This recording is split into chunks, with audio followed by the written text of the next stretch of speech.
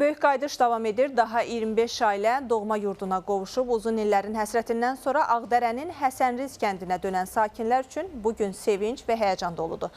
Doğma torpaqlarına qayıdan ailələr artıq yeni həyatlarına başlamağa hazırlaşırlar. Onlara evlərinin açarları təqdim edilib.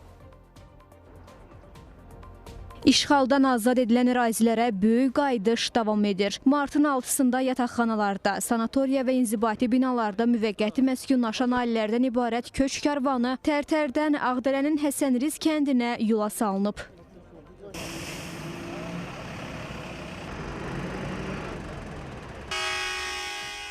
Kəndə 25 ailə olmaqla 75 nəfər köçürülüb. Doğma yurda qayıdan sakinlər uzun illərdir həsrətində olduqları torpaqlara qovuşduqları üçün sevinç hissi keçirdiklərini bildiriblər. Onlardan biri də Kərəm Abbasovdur.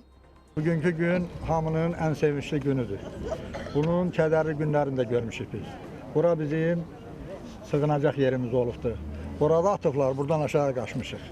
Allah o günləri bizə çox yaşadıqdır. Neçə illər yaşadıqdır. İndi bugünkü günə çox şükür.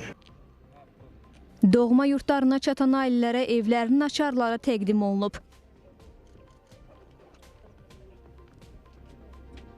Qeyd edilib ki, işğaldan sonra kənddə yenidən qurma və bərpa işlərinə başlanılıb. Artıq yaşayış məntəqəsinə 50 ailə köçürülüb. Bundan sonra da köç mərhələli şəkildə həyata keçiriləcək.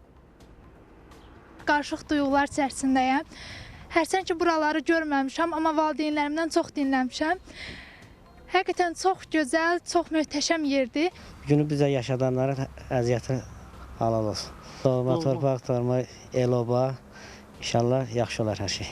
30 ildən sonra doğrudan da çox gözəl isti. Düz o vaxt mən uşaq olmuşam, amma böyüklərdən eşitdiyimə görə çox çətdə, amma yenə şükür bugünə. Şəkər buralarımızı, baxlavamızı, sonra milli şirniyyatlarımızdan, hamısından nəyə bacarımız onu eləyəcəm.